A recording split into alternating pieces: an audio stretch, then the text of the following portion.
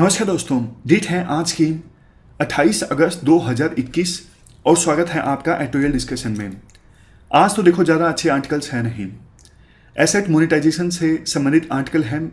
ये इशू हम already detail से डिस्कस कर चुके हैं, लेकिन कुछ नए पॉइंट्स हैं तो इस आर्टिकल को हम डिस्कस करेंगे। यहाँ पे सुप्रीम कोर्ट में जजेस की अपॉइंटमेंट से संबंधित आर्टिकल है। एक आर्टिकल आपको याद होगा पिछले हफ्ते हमने डिस्कस किया था, जिसमें बोला गया था कि 9 जो नाम है वो कोलिजियम के द्वारा रेकमेंड किए गए हैं प्रेसिडेंट को, तो प्रेसिडेंट ने अब उन नामों पर सहमति दे दी है, तो फिर से आर्टिकल आया है।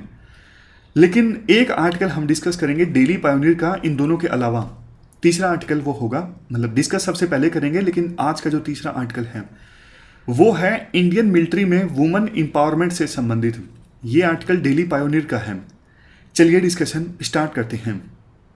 First important article Indian military में वुमेन एम्पावरमेंट से संबंधित है। आप जीएस पेपर 3 के इस टॉपिक से और जीएस पेपर 1 में जो वुमेन वाला टॉपिक है वहां से भी इस आर्टिकल को रिलेट किया जा सकता है। क्या कंटेस्ट है? 18 अगस्त 2021 को सुप्रीम कोर्ट का एक ऑर्डर आया, जिसमें सुप्रीम कोर्ट ने कहा एनडीए का जो एग्ज़ाम है 5 सितंबर को, उस एग्ज़ाम में महिलाओं को भी बैठने दिया जाए। इससे पहले महिलाओं को इस एग्ज़ाम में बैठने की अनुमति नहीं थी। सुप्रीम कोर्ट ने अपने इस डिसीजन में यह भी कहा, देखो ये जो पॉलिसी डिसीजन है ना कि एनडीए की एग्ज़ाम में महिलाओं को ना बैठने देना, ये तो साफ तौर पर जेंडर डिस्क्रिमिनेशन है। मतलब जेंडर के आधार पर आप डिस्क्रिमिनेट कर रहे हो। इससे पहले भी पिछले साल सुप्रीम कोर्ट का एक ऑर्डर आया था, जिसमें सुप्रीम कोर्ट ने कहा था इंडियन आर्मी में जो शॉर्ट सर्विस ऑफिसर्स हैं उनको परमानेंट कमीशन दिया जाए। राइटर ये कहते हैं, देखो हमारे देश में जितनी जनसंख्या है ना उसमें से 48% तो महिलाएं हैं, लेकिन अगर मिलिट्री में रिप्रेजेंटेशन की बात करें, आर्मी में रिप्रेजेंटेशन है सिर्फ 0.56%, एयरफोर्स में रिप्रेजेंटेशन है महिलाओं का 1.06% और नेवी में कितना है 6.5%। नेवी में थोड़ा सा ठीक है, लेकिन जितना होना चाहिए उतना तो बिल्कुल भी नहीं है। तो हमारी जो डेमोक्रेसी है उसमें देखो ये कतई बर्दाश्त हम नहीं कर सकते कि आज भी पैट्रियार्कल माइंडसेट जो है वो सिस्टम में मौजूद हो। इस लिहाज से देखें तो सुप्रीम कोर्ट के ये जो वर्डिक्ट्स है ना, ये देखो काफ़ी ज़्यादा प्रोग्रेसिव हैं। बट देखो एक बार सुप्रीम कोर्ट को अपने अंदर भी झांक के देख लेना चाहिए। आज़ादी को ऑलमोस्ट 75 वर्ष पूरे हो गए, एक बार भी कोई महिला चीफ जस्टिस ऑफ इंडिया नहीं बनी है। अभी जो 9 जजेस को अप्रूवल मिला है ना, 9 जज जो नए सुप्रीम कोर्ट में बनेंगे, उनमें से एक महिला जज हैं जो आगे जाके चीफ जस्टिस ऑफ इंडिया बनेंगी। इसके बारे में भी आर्टिकल है जिसे हम लास्ट में डिस्कस करेंगे। इसके बाद राइटर कहते हैं, देखो आज का जो समय है ना, हमारे 2 इमीडिएट नेबर्स देखिए, पाकिस्तान के पास न्यूक्लियर वेपन्स हैं, चाइना के पास न्यूक्लियर वेपन्स हैं और इंडिया के पास भी न्यूक्लियर वेपन्स हैं। तो हम ऐसे देशों से घिरे हुए हैं जिनके पास न्यूक्लियर वेपन्स हैं, तो फुल फ्लैज वार होने की संभावना तो कम है। मतलब पूरा वार चल रहा है दोनों देशों के बीच में, ऐसी सिचुएशन शायद नहीं आएगी। वार होगा भी तो जैसे लद्दाख में टेंशन है, लो स्केल वार होगा जैसे कारगिल में हुआ था, या फिर आज के समय में विभिन्न देश ग्रे जोन टैक्टिक्स का इस्तेमाल ज़्यादा करते हैं पॉलिटिकल ऑब्जेक्टिव्स को अचीव करने के लिए। ग्रे जोन टैक्टिक्स जैसे देखो चाइना करता है, साइबर वारफेयर, साइकोलॉजिकल वारफेयर, थोड़ा सा टेरिटरी पर आगे आया, इतना आगे नहीं आया कि इंडिया वार ही छेड़ दे चाइना के अगेंस्ट। या फिर हमारे जो पाकिस्तान जैसे करता है कि फुल स्केल वार ना हो, इसके लिए जो एंटी सोशल एलिमेंट्स हैं, एंटी नेशनल एलिमेंट्स हैं हमारे देश में, उनको सपोर्ट प्रोवाइड करना, उनको पैसा देना, उनको हथियार देना, जैसे पाकिस्तान करता है कश्मीर में टेररिस्ट को हथियार देकर या फिर यूथ को टेररिज्म के रास्ते पर धकेल के। तो ये सब क्या है? ये सब ग्रे जोन टैक्टिक्स हैं। इनको हाइब्रिड वारफेयर भी कहा जाता है। हाइब्रिड वारफेयर में सब होता है, cyber warfare, economic warfare, diplomatic warfare, सब कुछ आ जाता है हाइब्रिड वारफेयर में। तो आने वाले समय में जो युद्ध होगा वो देखो हाइब्रिड वारफेयर होगा। हाइब्रिड वारफेयर में अगर जेंडर डाइवर्सिटी है आपकी फोर्स में तो और भी अच्छा है ना, एडिशनल लिवरेज मिलती है, एडिशनल फ्लेक्सिबिलिटी मिलती है। बहुत सारे ऐसे काम होते हैं जो महिलाएं जो हैं फोर्स में हैं तो वो ज़्यादा अच्छे से कर सकती हैं। इसलिए आर्मी को अभी अपनी जो कंजर्वेटिवनेस है रूढ़िवादिता जो है उसे छोड़ देना चाहिए और महिलाओं की एंट्री होनी चाहिए हमारी आर्म्ड फोर्सेस में, ना सिर्फ ऑफिसर लेवल पर बल्कि उसके नीचे भी। बस फोकस इस बात पर करने की आवश्यकता है कि हमारी आर्म्ड फोर्सेस प्रॉपर स्ट्रेटेजी बनाएं कि अगर महिलाएं आती हैं आर्म्ड फोर्सेस में तो उन्हें कहां यूटिलाइज किया जा सकता है, कहां उनकी स्ट्रेंथ को यूज में लाया जा सकता है। क्योंकि देखो, अगर प्रॉपर स्ट्रेटेजी नहीं बनाई गई तो फिर महिलाओं का जो टैलेंट है, अगर वो फोर्स में आ भी गई तो उनको ज़्यादा इंपॉर्टेंट काम नहीं दिया जाएगा, तो ये भी सही नहीं है। इसके बाद राइटर एक कंसर्न जताते हैं, आर्मी लीडरशिप ने क्या किया, ऑफिसर ट्रेनिंग एकेडमी में जो वुमेन कैंडिडेट्स ग्रेजुएट होती हैं ना, उनके लिए स्टैंडर्ड्स को थोड़ा डाइल्यूट कर दिया है। मतलब जो स्टैंडर्ड्स इस एकेडमी से पास आउट होने के लिए मेल के लिए हैं, फीमेल के लिए उतने सख्त नहीं हैं। तो राइटर इस पर कंसर्न व्यक्त करते हैं।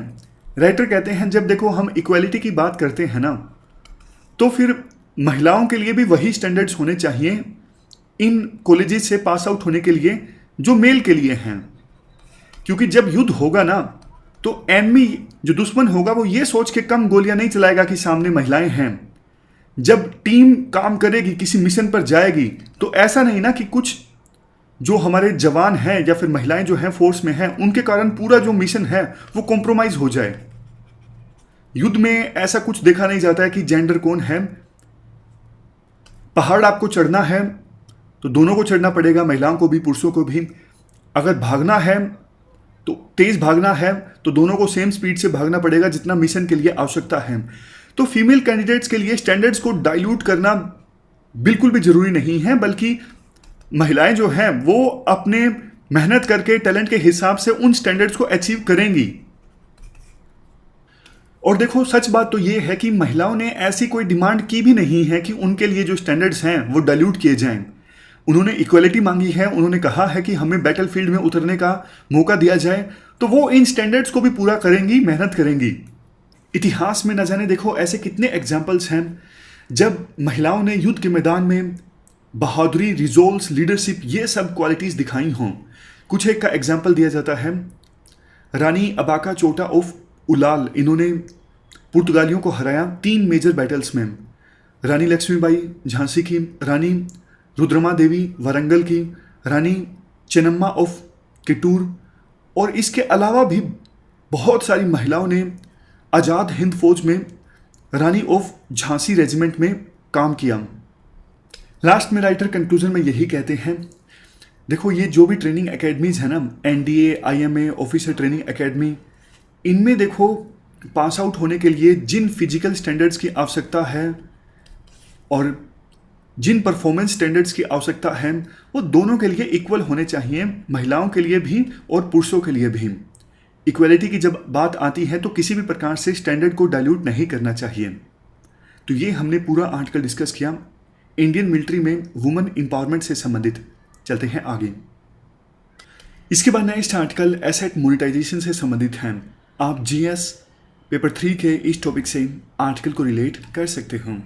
देखो, इस नेशनल एसेट मोनेटाइजेशन पाइपलाइन का जो प्रोजेक्ट है, इसके बारे में बेसिक्स से तो आप अवगत हो। ऑलरेडी 2 आर्टिकल्स हम डिस्कस कर चुके हैं। सीधे मुद्दे की बात करते हैं।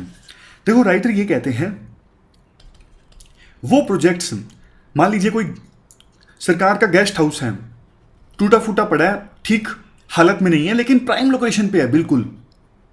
अब ये जो एसेट है ना, ये वो एसेट है जो या तो अंडर यूटिलाइज्ड है, पूरी तरह से अनयूटिलाइज्ड है, या फिर इसकी मार्केटिंग अच्छे से नहीं हुई है।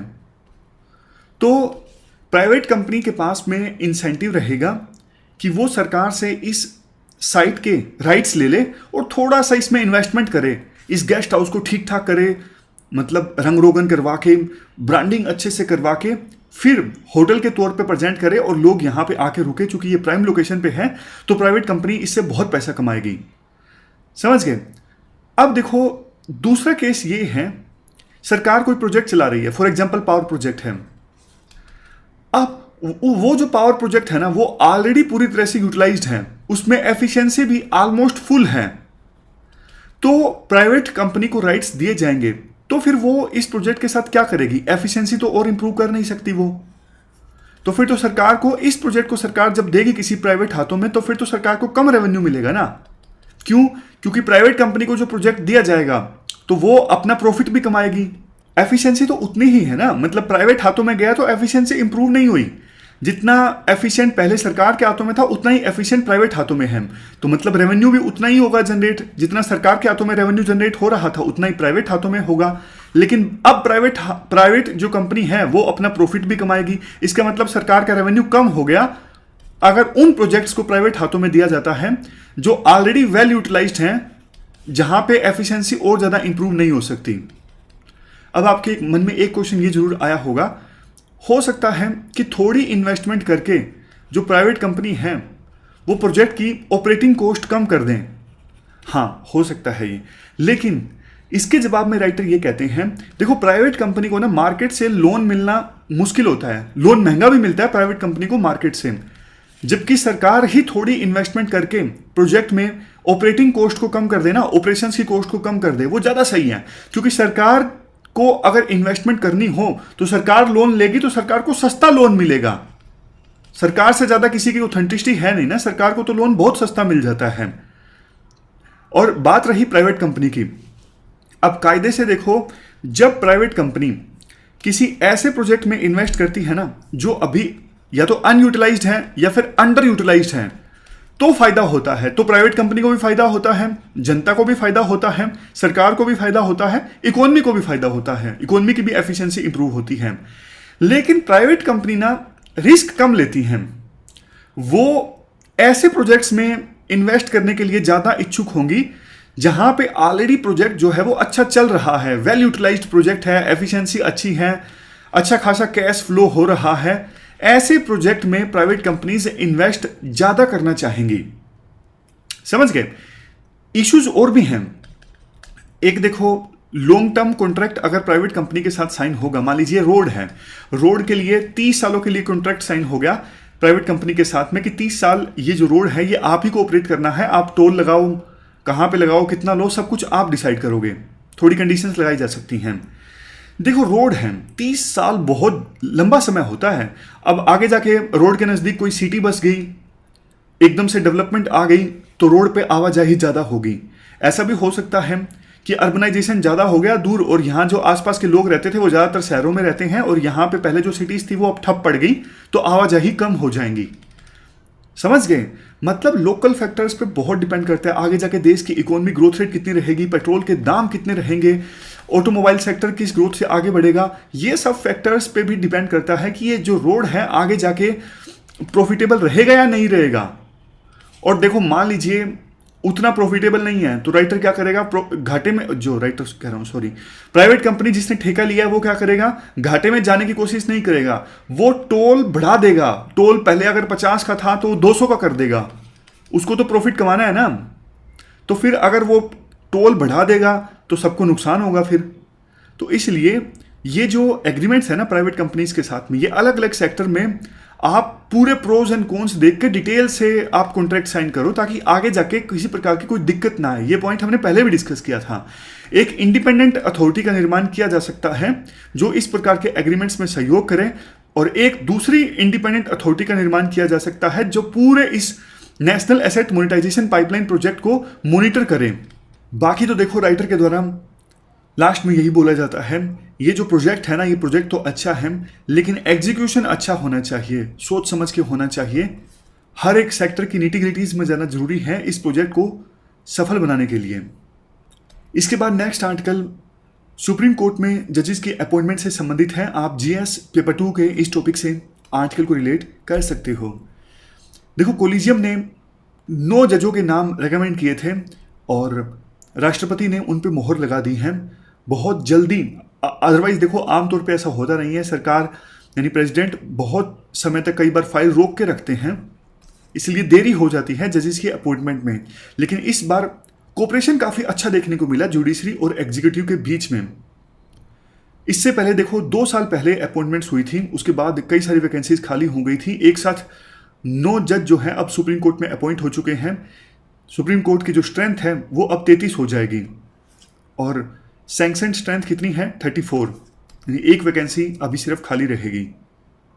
अच्छी बात यह है कि 9 जो जज अब बने हैं नए सुप्रीम कोर्ट में, उनमें देखो 3 महिलाएं हैं, जिसमें से एक जस्टिस BV नागरत्ना, ये तो देखो आगे जाके देश की पहली women chief justice of India बनेंगी। अच्छी बात ये भी है, अलग अलग हाई कोर्ट्स को रिप्रेजेंटेशन मिलेगा, यानी 9 जजेस के अपॉइंटमेंट में डाइवर्सिटी को भी ध्यान में रखा गया है। PS नरसिम्हा, ये देखो एडिशनल सोलिसिटर जनरल थे और वकील थे, इनको सीधा एंट्री मिली है सुप्रीम कोर्ट में जज के तौर पर। ये भी आगे जाके चीफ जस्टिस ऑफ इंडिया बनेंगे। लेकिन देखो एक कंसर्न ये है, जस्टिस अखिल कुरैशी, ये अभी त्रिपुरा हाईकोर्ट के चीफ जस्टिस हैं। ये हाईकोर्ट जजेस की जो ऑल इंडिया सीनियरिटी लिस्ट है ना, उनमें उस लिस्ट में इनका नाम काफ़ी ऊपर है। पहले जब इनको chief justice of Madhya Pradesh बनाया गया था तब भी थोड़ा विवाद सा हो गया था, बाद में इनको ट्रांसफ़र कर दिया गया त्रिपुरा हाईकोर्ट में, और अब ये त्रिपुरा हाईकोर्ट के चीफ जस्टिस हैं। उम्मीद की जा रही थी कि इनको भी सुप्रीम कोर्ट का जज बनाएंगे, मतलब कोलिजियम इनके नाम को भी शामिल करेगा रिकमेंडेशन में, लेकिन ऐसा हुआ नहीं। और एक चीज़, जस्टिस रोहिंटन नरीमन, ये देखो सुप्रीम कोर्ट के जज थे, अब रिटायर हो चुके हैं, ये कोलिजियम में थे। और एक खास बात, इनके रिटायरमेंट के बाद कोलिजियम ने ये 9 नाम फाइनल किए हैं। तो ऐसा लगता है कि इनका विरोध था कुछ नामों को लेके, तभी नामों पर सहमति नहीं बन पा रही थी, लेकिन इनके रिटायरमेंट होने के तुरंत बाद 9 नामों पर सहमति बन गई।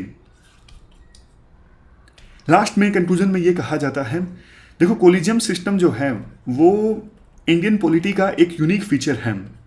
बहुत कम देशों में ऐसा होता है कि एग्जीक्यूटिव का कोई रोल ना हो जजेस की अपॉइंटमेंट में, लेकिन हमारे देश में ऐसा है। तो फिर कोलिजियम के ऊपर जिम्मेदारी और भी ज़्यादा बढ़ जाती है कि जनता का जो विश्वास है, पूरी इंडिया की डेमोक्रेसी का जो विश्वास है कोलिजियम में, वो टूटना नहीं चाहिए। जो जजेस की अपॉइंटमेंट है वो बिल्कुल ट्रांसपेरेंट और फेयर मैनर में होनी चाहिए, और सोशल और रीजनल रिप्रेजेंटेशन का भी ख्याल रखना चाहिए जजेस की अपॉइंटमेंट में। तो ये हमने इशू डिस्कस किया सुप्रीम कोर्ट में जजेस के अपॉइंटमेंट से संबंधित। कुछ खास पॉइंट्स तो निकल के आते नहीं, 3-4 दिन पहले हमने ये आर्टिकल इस प्रकार का डिस्कस किया था। तो ये थी हमारी आज की डिस्कशन। इस डिस्कशन में फिलहाल इतना ही है। Thank you very much for discussion.